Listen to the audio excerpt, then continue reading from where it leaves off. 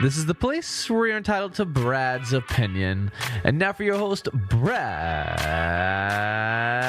Allard. Well, hello. How y'all doing today? A beautiful day here on Tuesday, the 14th. It's time for Toys for Tots. I have Mike Perdue and Jack Matson here. They were here last year, and it was a big success, so we're going aiming even for a bigger one this time. When did this start, by the way? But it's just a couple weeks old, right? Or has it been going on a year long? Well, actually, we started on the 1st of October. 1st of October, So okay. October, November. Don't let him lie. It's an all-year thing. That's what I'm thinking, yeah. This isn't something you put together in a day. Yeah. But y'all been at it, and we're going to talk about what you can do out there in the vast listening audience to contribute and where to contribute and how it's all handled. This is a major production. It isn't just like, There's a lot of involvement. City of Burleson, Parks and Recreation, Burleson ISD, Burleson Police Department, Fire Department. Everybody's coming together for all these meetings, and there's a lot of moving pieces. So yes, and it's probably one of the biggest events we do as a community. We do several things now.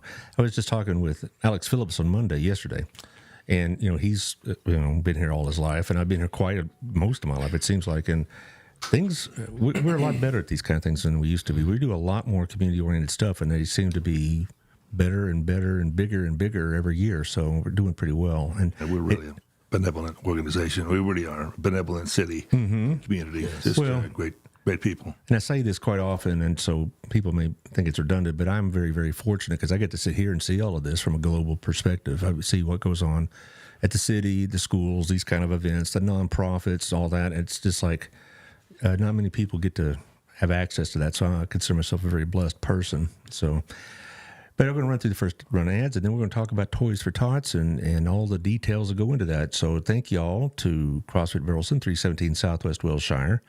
It's a pretty serious workout for those that want it.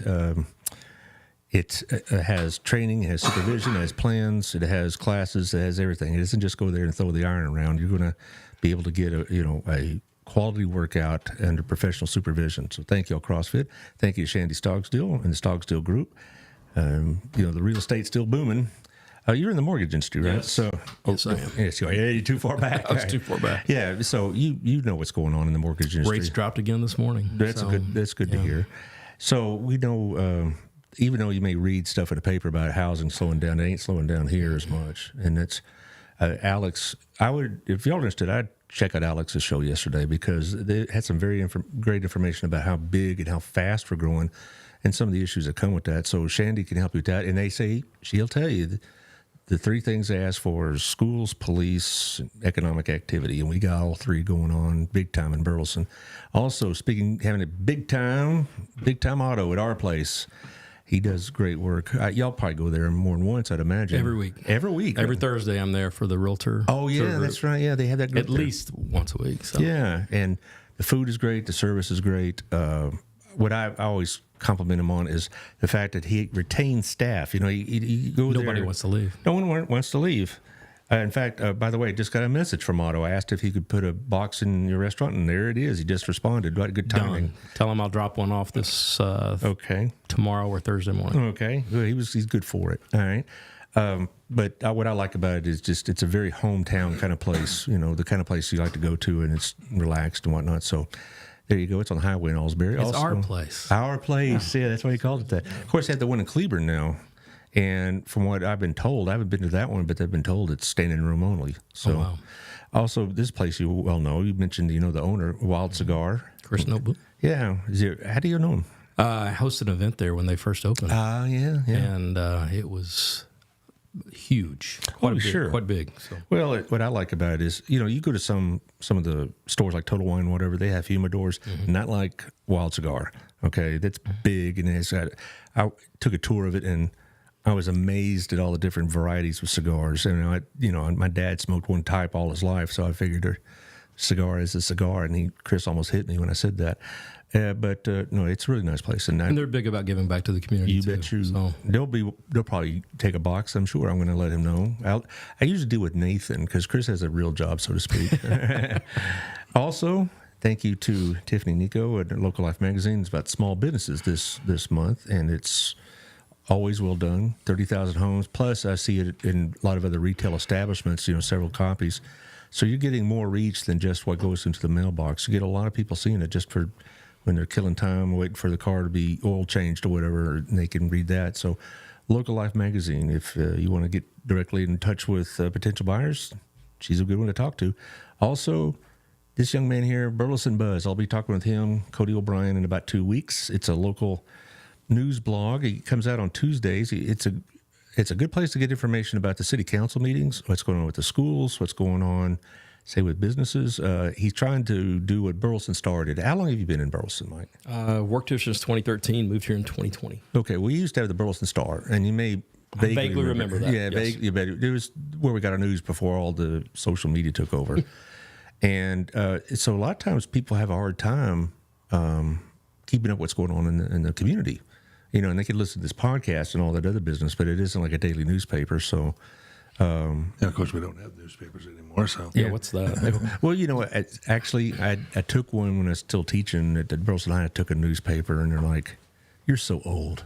Yeah. A newspaper. My grandpa reads newspapers. Okay, thank you very much. I miss my Sunday morning newspaper. I get one. I subscribe to Dallas Morning News, and with that subscription, you get a paper copy Wednesdays and Sundays. So I do get that experience, but I do miss it. And also, I think it's made Burleson aware that without that kind of connecting information, you have to really work at being connected. And we're doing a pretty good job of that. I think Burleson does better now than when I first got here. And started teaching here in 88 and moved here in 91. And we do a lot better job about community-oriented things like Toys for Tots. How long have y'all done this, the two of y'all? Since 1947. Well, no. Oh, here? Wait a minute. Yeah, wait, hold on. I wasn't born yet. You okay? You need some water here, bud? I got it. We get some more. All right. You've been doing it how long now? Well, Toys for Tots has been around since 1947. Mm-hmm. Lieutenant Colonel, who kind of got involved, but his wife told him, make it happen, so he did. And we've been doing it ever since. So far, we've collected over 652 million toys. Good heavens. And we've supported 291 million children.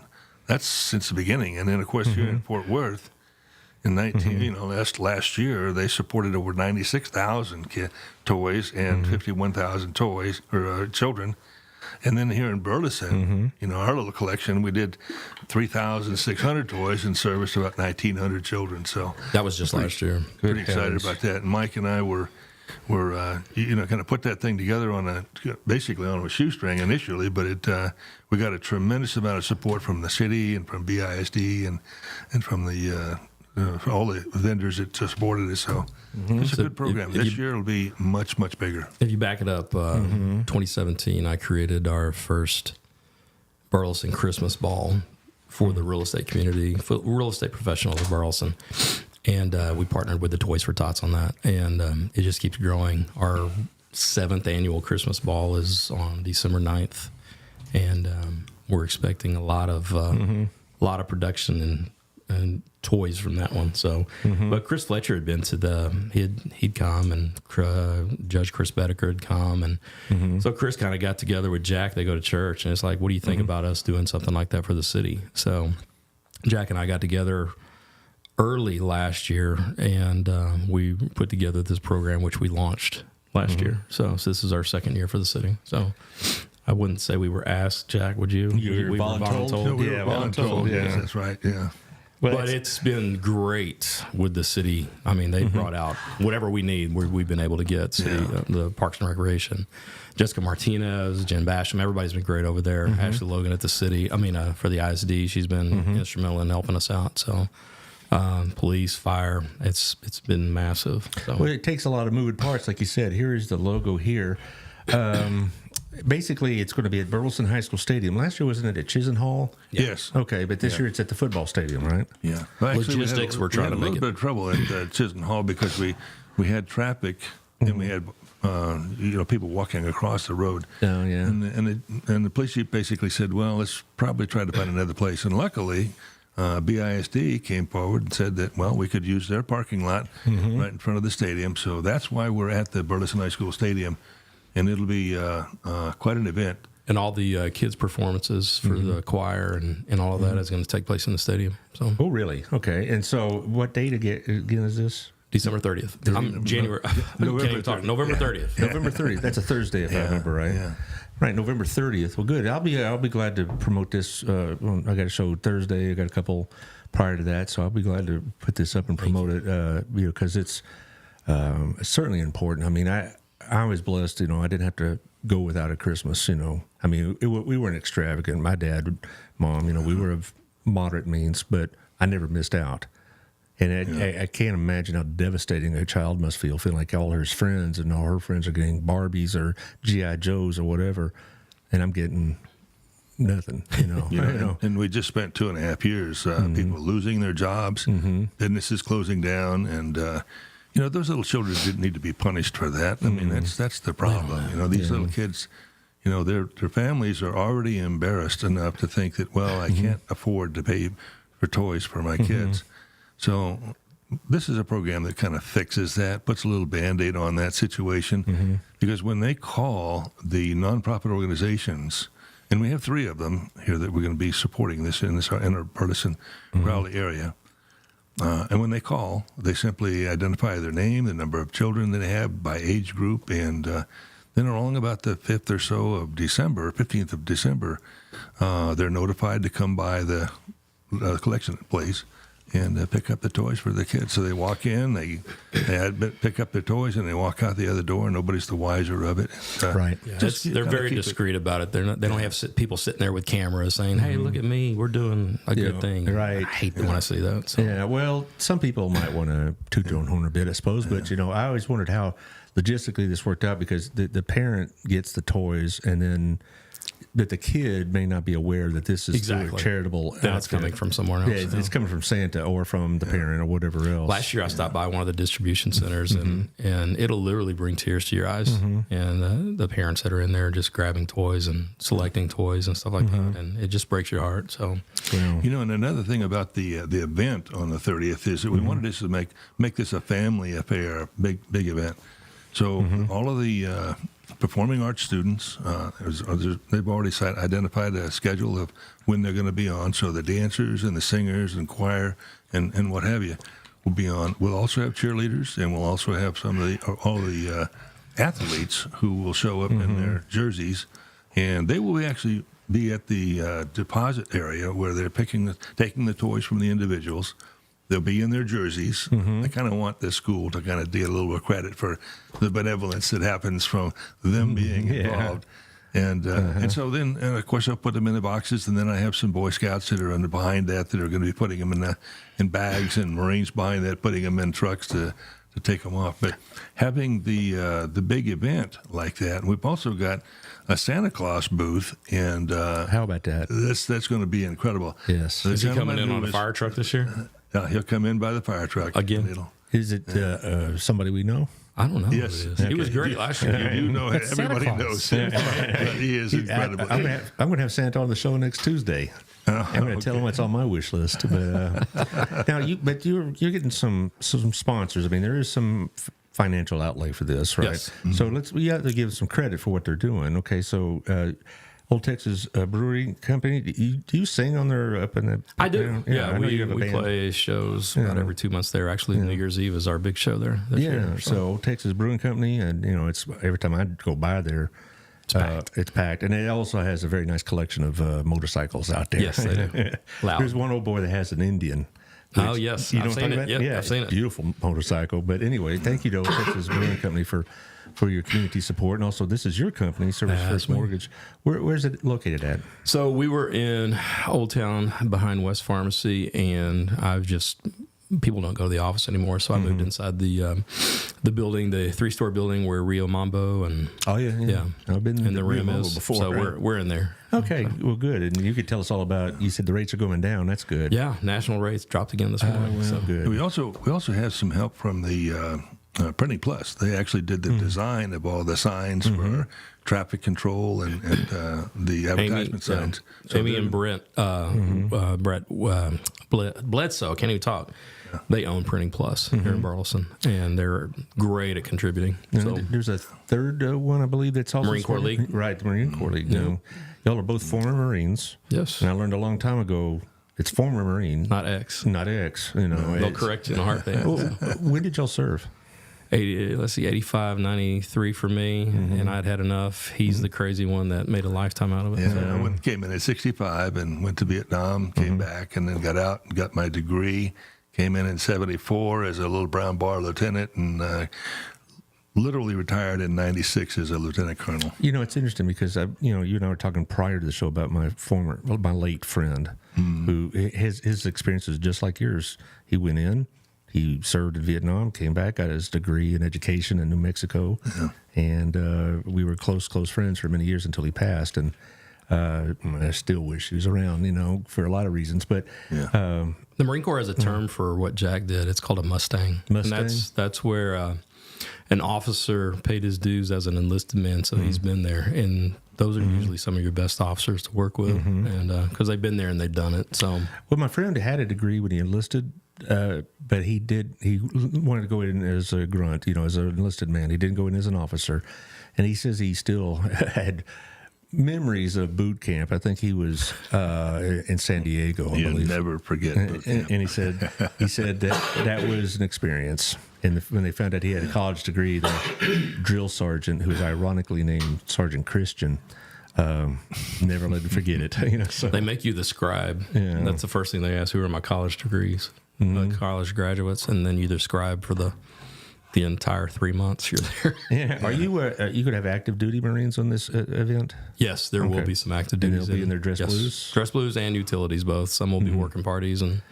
Well, I remember when I was at BHS, we had the recruiters come on campus, and I saw the Marines and the Army and the Navy. Those are the ones. And we had an Air Force RTC, so they were kind of like an in-house recruiter.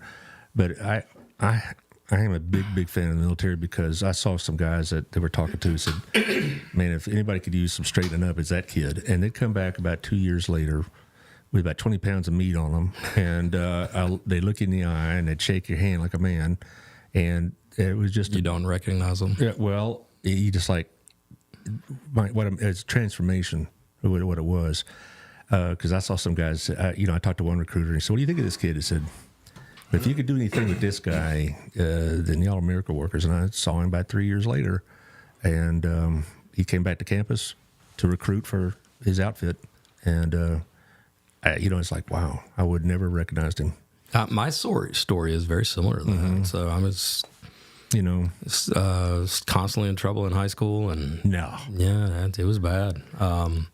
Didn't graduate with my class. I actually graduated in summer school, and I was just heading down a bad path, and I had been in a little trouble, and my dad said, you need to go in. And he was Navy, his brother was Navy. And so he talked me into going to the Navy. And as I'm walking to the recruiter's office, right before I get to the Navy office, there's a Marine Corps door, and there's this mannequin with a Marine wearing dress blues. Right. And I'm 18 years old, and I'm looking at that mannequin. I'm just like, wow, that's a cool uniform. About that time, this door opens, and there's a sergeant sitting there saying, come on in, son. And my dad was furious when I got home. Wow. that I had just enlisted in the Marine Corps. I just cannot believe my story is exactly the same. We had a class of about 530 kids in our high school, and I graduated about 20 from the bottom. Yeah. So it really wasn't a good student. I didn't have any, discipline, whatever it was. Went to boot camp, changed all that. But my dad was a Navy captain when he retired, and he was a pilot. And I came home and told him that I had gotten into the Marine Corps, and then the first thing he did was, "Did you sign anything? Let's go back in there and get that torn up, and we'll come in to get back in the Navy." So, I was born in Fort Bragg. My dad was a jumper. Really? Yes, and a Ranger. And I found out many years later he was a Green Beret, because my dad didn't talk about that. But his experience was, he's in his mid to late 80s now, and his experience was early 60s. The closest he came to conflict was Cuba and the Cuban Missile Crisis. He was slated to jump in there, and he and all his men were in the hangar with all their gear, wait for the order to get on the plane to go jump into Cuba. And then Khrushchev turned the ship around or something like that. And so he was avoiding. And then he was trained in Thailand's officer corps, and then when he went into the reserves about a year later, his whole outfit was transferred to Thailand. So I don't know if that outfit ever went to Vietnam itself, but Interesting. But it was about a year before Johnson ramped everything up, and so. Then I remember my dad going to Fort Benning every summer for 2 weeks and stuff like that. So that's why I have such a fond regard, because my dad's story is somewhat similar. Needed direction. His mother just died and all this, and he was kind of floundering. And my aunt, his older sister, grabbed him by the hair, said, "You're coming to Abilene. You're going to join the RTC and go to Hardin Simmons, and you're going to straighten up." And from there, it's been a great life. That's awesome. Yeah, that's what the military does. When you graduate Marine Corps boot camp, you get the option to volunteer for recruiter duty when you get home during your leave, your short time. And it actually extends your 2 weeks off to a month. So I graduated Arlington High, so I got home from boot camp, and they were going to hit the schools one day. And I walked into Arlington High School wearing my dress blues, and teachers were just like, "Oh my God, what in the world is taking place here?" Yeah. And they were just, it was like what you're describing. And that was me. Yeah, I was just like, wow. Great feeling, wasn't it? Yeah, it was a big turn in my life. So yeah. We are hearing about toys, if I remember right. But I can talk military all day. Yeah, I know. But the thing about it, how did y'all get involved? You said you started like a Christmas thing, but I mean, is this something that were y'all involved when you were on active duty? I came home on active duty one time, and a friend of mine was in the reserve, and he's like, "Hey, while you're home, you want to come work this Toys for Tots thing with us?" It's like, it's the last thing I want to do when I'm home on leave at Christmas. And so we basically, it was early. It was before Christmas. It was 2 weeks before. And so I went and worked it. We were in a Target parking lot. People were going in shopping, dropping stuff off. And ever since then, I've done it every year since, as much as I can. So, and it's, like you said, it's very involving. I'm sure your families are involved, all your friends and everything.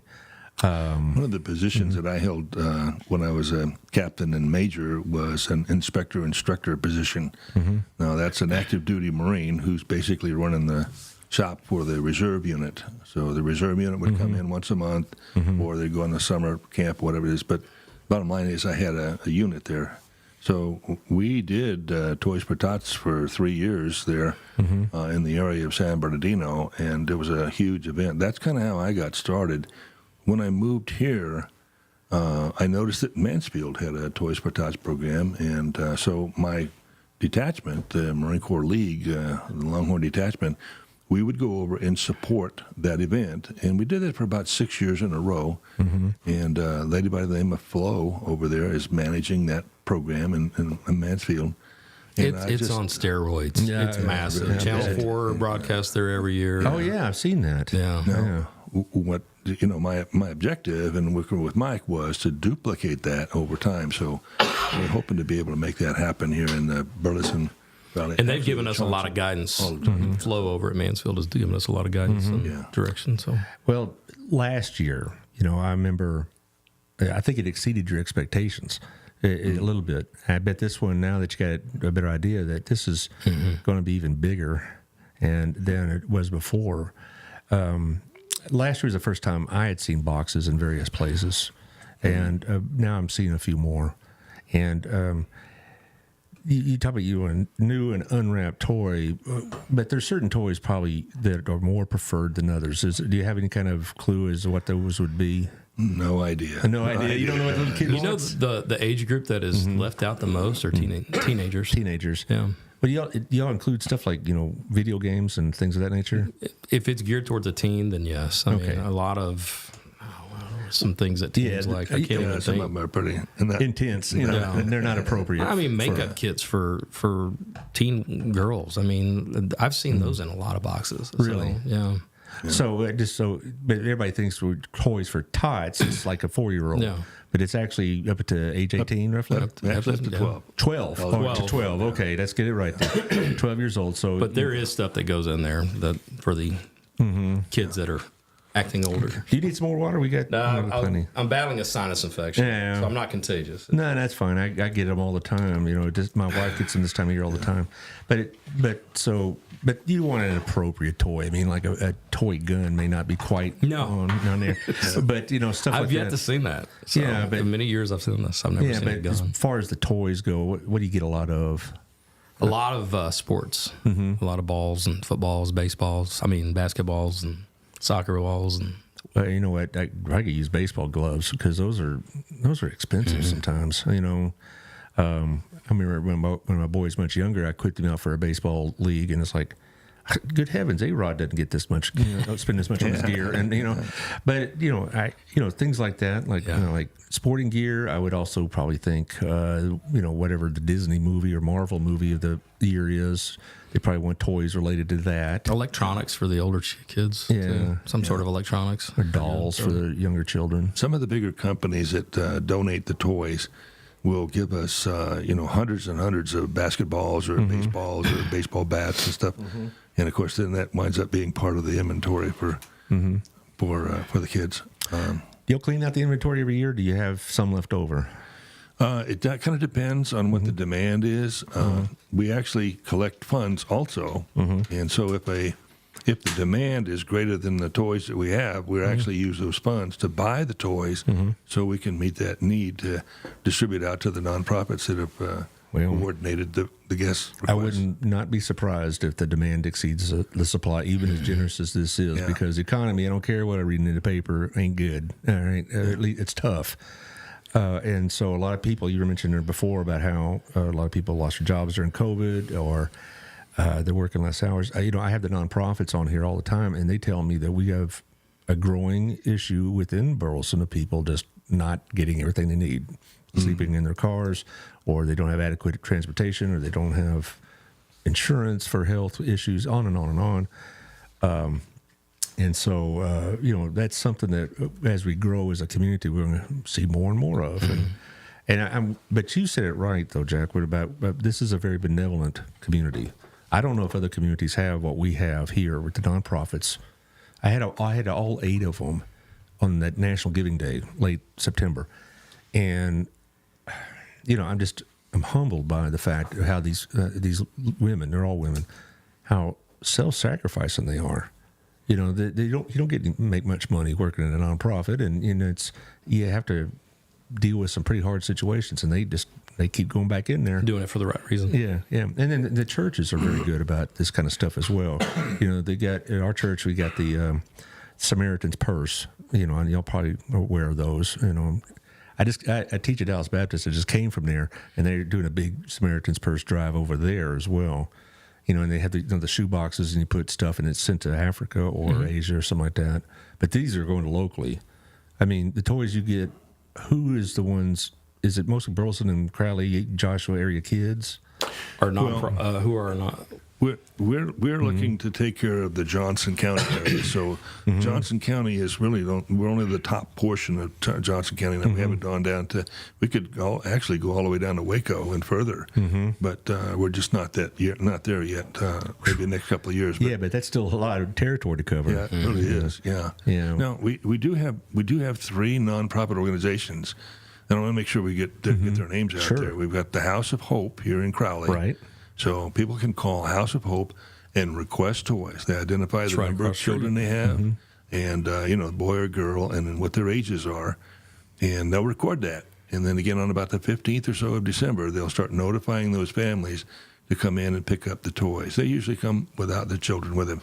And then the next one is the Harvest House over in Burleson. So Jennifer Harvest Woods. House has been great. Right. Jennifer's making this thing happen. She's actually assigned a couple of people to really honcho this for that. And then Fountains Fellowship is another location. It's a church that's right on 1187. I think I know which one you're talking about. Yes, right. So Fountains Fellowship. Well, good thing everything we take in stays in Johnson County. Right. So. Well, Jennifer's on the show once a month, and that's where I get a lot of my information, what's going on in the community that we may not observe, because we see all these things going up. And, I was talking to Alex yesterday about these businesses coming in, and we think everybody's just prospering, but, man, it's tough sometimes. But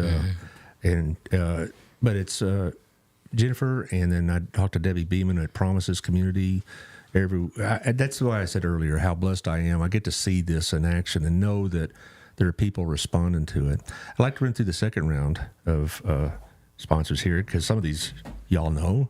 Southern Gym, of course, is open. They're going to be open a lot in the next couple of months. You got to take Mrs. Purdue or Mrs. Matson over there. I knew that was coming. Yeah.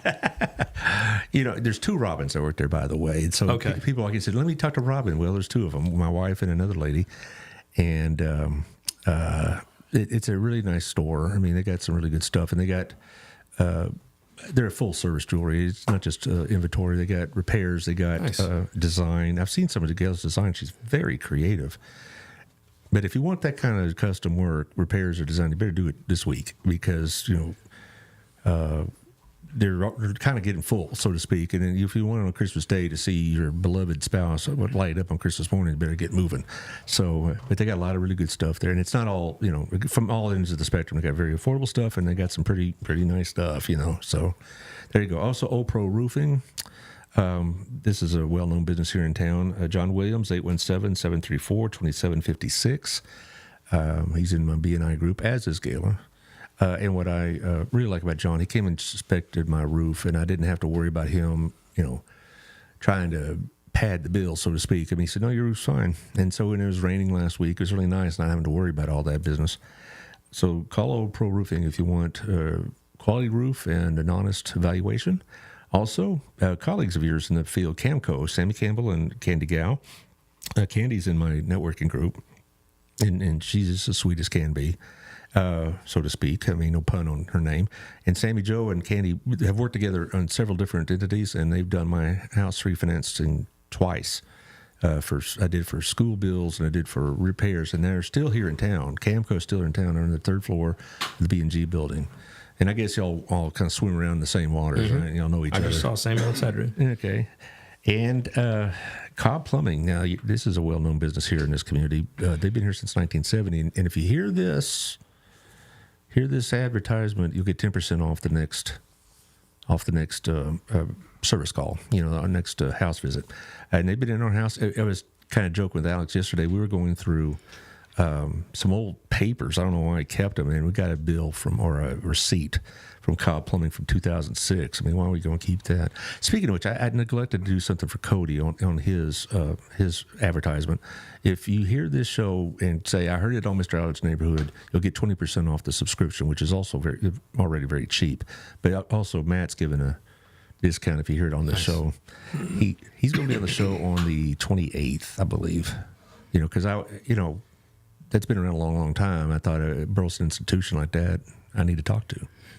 So back to the toys. Okay, we kind of ran through the procedure. So here I am. I'm a person that wants to contribute. I could drop a toy off now our place, like I mentioned, or other places have boxes. But if I want to see this in action, let's go over that again. You said it's at the football stadium. What time does that start? It's going to start right about 7 or 6 o'clock. 6 o'clock on the 30th of November, and the traffic will literally take them to either one of two places. A lot of the folks that are coming there are going to be the family members of the kids that are performing, so performing arts students.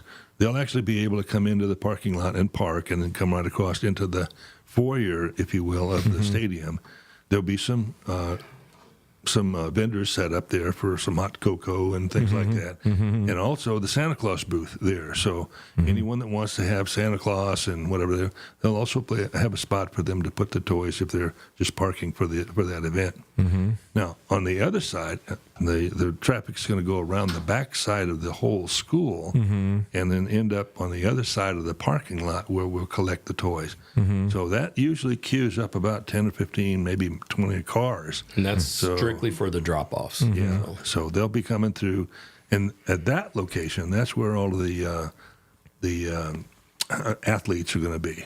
And the cheerleaders, and they're going to be taking the toys from the folks as they come in. And we have people that bring that are literally in their car leaning over to the left because they can't, there's so many toys in their vehicle. Really? They open up the door and the toys just fall out. It's just incredible to see what they do. And a lot of car clubs show up en masse, and they all wind up, with vehicles. Burleson has a car club that's pretty nice. I've seen them at Crazy Eight's little City on the Hill last May, and it's like, the cars. I don't know what it is about old cars, but it just gets my attention, a lot of attention. My dad's attention, they just, all these other things, that's wonderful. But these old cars, they hover all over them. Yeah. We used to have them in the homecoming parades, and that was the big deal, Ball players fine, great. Cheerleaders, great. Look at that car, And so, Well, these car clubs are managed by people who really have a desire to help people, and we talk about benevolent people. What I've seen in some of these car clubs is they just literally fill up their car with toys. I have no idea how much money they put into it, but they definitely show that they put a lot of thinking, a lot of thought to it. So it's just a real blessing for these little kids. Yeah, and so for a lot of people like myself, I don't have any small children anymore. They're grown adults, and I don't have any grandchildren. This kind of is a nice substitute for them, in a sense. They could make small children happy. But again, you're right, though. We need to make sure that all the age groups, are taken care of. I can't remember when I was 12, what would I have wanted besides, sporting gear. But that's a different world back then, But now you get all that electronic stuff. You got all the moving parts. I remember when Toy Story came out, I drove all over DFW looking for a Buzz Lightyear, So, so that kind of stuff, is very popular. And, now you say you take it to the warehouse, and where that warehouse is again? Well, we have a warehouse in Fort Worth, and the toys that are collected through the Dallas-Fort Worth, the whole area, are all collected there. But the toys that we collect here will be kind of cordoned off for our demand. So if our demand is greater than the toys that we have, then there are funds to be able to buy those toys to make sure we fill that need. How would somebody be able to contribute financially? You'd say, well, I don't know what a 12-year-old boy wants, but I want to give you $100 or whatever. Write a check to Toys for Tots. Toys for Tots, where do they send it? It's probably a good idea to bring it on the 30th of November. I see. And then just give it to us. So because we'll have one of the Marines that'll be designated for picking up the coins, so that's where we want to do that. So you don't have an online... I think it's toysfortots.org. If they go to that, there is a place to donate online there. So. Okay, but if they want to make sure it's Johnson County if you specific, want it to stay for Johnson County, come out on the 30th. Come on the 30th and go drop to a the few drop-off bucks. line. Yeah. Cash is always preferable. I mean, I know it's old-fashioned, but still, and having a Marine there guarding the cash, I'm sure is going to be quite safe. One of the things Jack brought up a minute ago was about the athletes and cheerleaders and all that, grabbing the toys as people are coming in for the drop-off.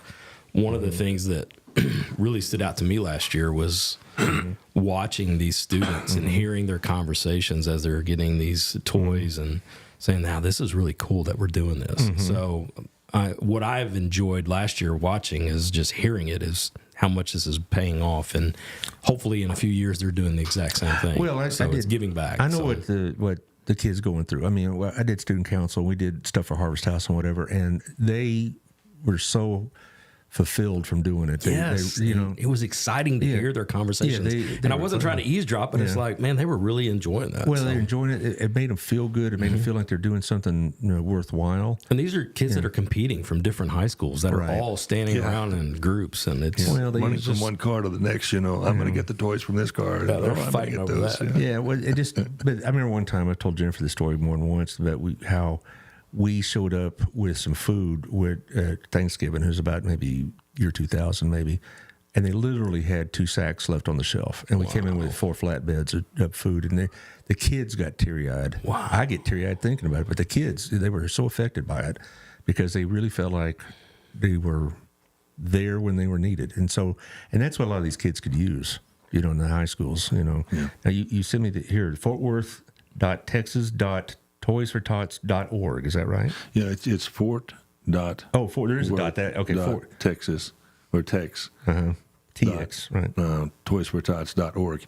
Okay. And if they go to that website, they can actually make a donation. All right. And it will stay in our community. Right. Fort.worth.tx.toysfortots.org. There you go. And That's a lot of dots. Yeah, a lot of dots. Yeah. And so you can donate cash and it'll stay in the community because we don't want to be we want to focus on our community first. I'm sure Fort Worth has a very active Toys for Tots outfit as well, but and probably even larger than ours, but not for long. But just you know that. Oh, what is this? There it is. Look at that. See, he was paying attention. He's going to be putting it on the screen. That's the site, it'll pop up on here in a minute. Do it, Douglas. Here you are. Now, Chris Fletcher is wanting to compete against Mansfield, so he's trying to get bragging rights there. So there's where you can go to and get it. That's why Taylor gets the big money, because he's always on top of things like that. I'm sure Mr. Fletcher and the mayor of Mansfield have some sort of bet going on. Well, I don't know. They might. Maybe not. You never know. Well, no, it might be breakfast at our place or our place. I did get that indication that there might be a little competition between. Yeah. Well, for one, I know of Mr. Fletcher. I'm sure he's not betting anything more than just a meal at best. So, I don't think he's But anyway, but that's a good thing. It's a good thing to aspire to, is competition between the two, because we're not competing so much. But it is something that's fun and in good nature. When do y'all start for next year? I don't know. We're not even doing it this year, but you said this isn't something you put in January 1st. January 1st. Yeah, that's why I was thinking. When do we usually start calling each other? About March, April? Well, yeah, for what we're doing here for next year. The program actually starts on the 1st of October and goes through about the 15th or so of December. So that's when the program is. As far as our planning, we start in March, April. We got to start early. Yeah. And you talk about all the moving parts. Get the fire, get the police, schools. It's a lot of people to herd together. Where do y'all meet? BISD. BSD, okay. All right. And so you probably don't have much trouble getting volunteers, I would imagine, because a lot of people want to Got be a lot part of of this. support. Yeah. Tons, yes. Yeah. Amazingly enough, I had a pacemaker put in about 3 months ago. Oh, really? And the emergency or the room where I was had a number of nurses in there that said, we'd like to be able to get involved in something. And they basically said, let me know what you need. So on their nonprofit organizations, when they actually make the distribution of the toys, they're going to volunteer to be part of that process. And so there are a lot of people that said, I really want to help however I can. And we'll probably put them in that capacity. Really? So all this planning that he did for last year's event, he didn't even get to go to it. Yeah, is that right? I had that morning we were able to put the signs up, but by noontime, I was in the hospital with COVID, and I couldn't even be there. So I missed the He whole did all program. that planning with me last year, and then he called me and said, "You're on your own tonight." And I'm like, my. "Oh, jeez." But we pulled it off. Yeah. Yeah, it went right. So he hasn't even seen it yet, actually. So Well, I saw it because the jewelry store was on the third floor at that time. Yeah. So I was watching something from there, and it looked like it was just a steady stream of people coming through the whole time. Yeah. And you're performing? no, we're not performing. All right. Well, tell it. I would like to hear about this. What's your band about? So What do y'all play? Country music. Country. So, Okay. Yeah. So when I talked about earlier getting in trouble in high school, my dad had us playing in nightclubs at 15 years old in his club, in his bands and stuff. So I was around a lot of bad things, and so I walked away from it all to hopefully salvage my life, and that's where the Marine Corps saved me. And I got out of the Marine Corps, became a police officer for 5 years, and then I got in the mortgage industry. And as my kids got older, I said, I think I'm going to start playing again. And then that literally turned into a full 5-piece band. We're going to have 40 shows this year. It's Really? It's called the 7-6 Band. The 7 is spelled out. And everybody thinks it's bicentennial related. It's our zip code. Well, but I've heard the the 7-6 zip code. band. Yeah. That's us. So Quite often, with these nonprofits have events going on, and they say like the Dolan Band will be there, or Brock DeWald will be there, and they sometimes say the 7-6 Band. we just played BTX Brewfest with Josh Weathers, and so we're having a lot of fun. Oh, yeah. We got the Honey Festival coming up in May. We just got asked to play that, so we're going to play that. That was huge. Yes. I talked to the Chamber of Commerce once a month, and Gabrina, before she left. Oh, look at that. He's going to put you in the There we picture. go. It looked a bunch of hoodlums there, but whatever. There you go. These old local Burleson guys? He's not there anymore, but the drummer that replaced him is Burleson. Okay. So he works at Texas Overhead Door, as a matter of fact. Really? Okay. Eric Fletcher's outfit, huh? Yeah. Yeah, he was a student of mine. He was a prize. Anyway, but they have I hear about this a lot in a lot of locations. You play I'm sure Texas Brewery Pub, and also probably We play the Stockyards a lot. Stockyards, okay. We play the Stockyards a lot. So. Okay. And do you play like at Oscars over here in town? Or Yeah. okay. Yeah. Christian Baird. Yeah. Yeah, so you do a lot of local stuff and all that. Well, that's really cool. Do you have like a website?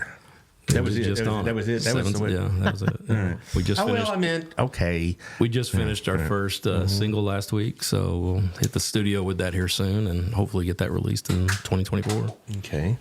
Well, I guess we've covered it pretty well. So, but before we end, I'd like to not only to say thank you on behalf of this community, but just thank you for the quality of what you're bringing into this to kids' lives. I mean, like I mentioned earlier, I can't imagine going without, and because for an 8-year-old kid, that could be pretty traumatic. When they hear their buddies talking about what they all got, and they got maybe at best, some small thing at best, whatever. Fortunately, my dad and my mom, even if they could afford more, they said, we're not going to drop a lot of stuff on you because we want you to come out a certain way, I suppose. But anyway, my point is you're going to bring a lot of joy to a lot of children's lives, and I guess that's what drives you when sometimes all these little details are going off wire, and you're like, and this is, are we going to get this to work or not? I guess that's what sustains you, right?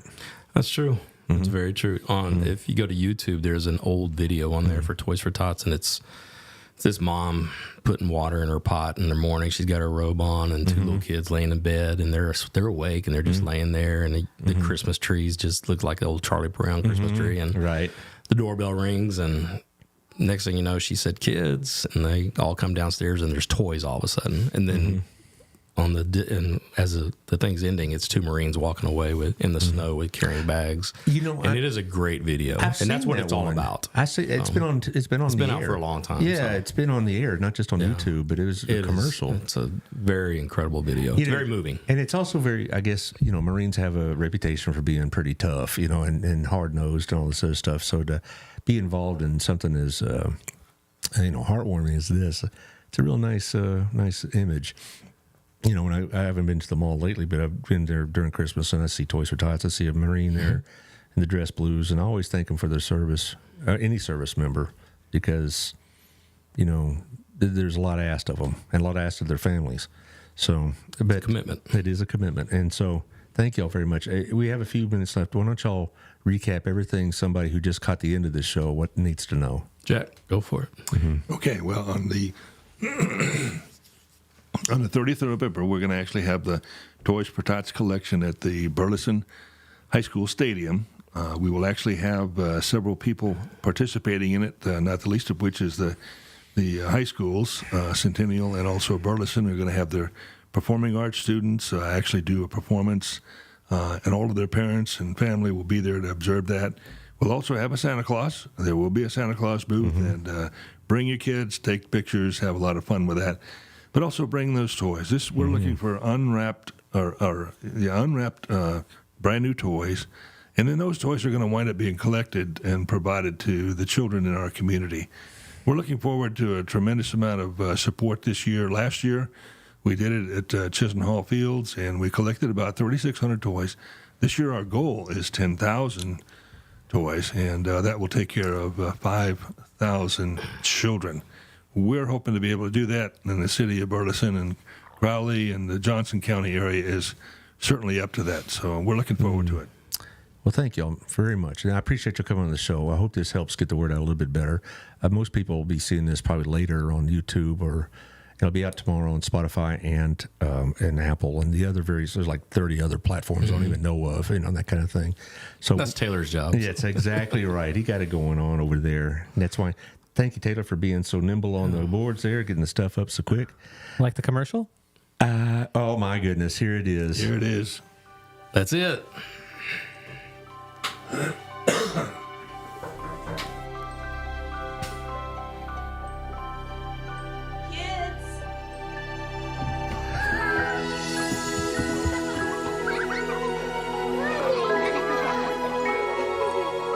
Thanks to your generosity, Marines have delivered Christmas to children in need since 1947.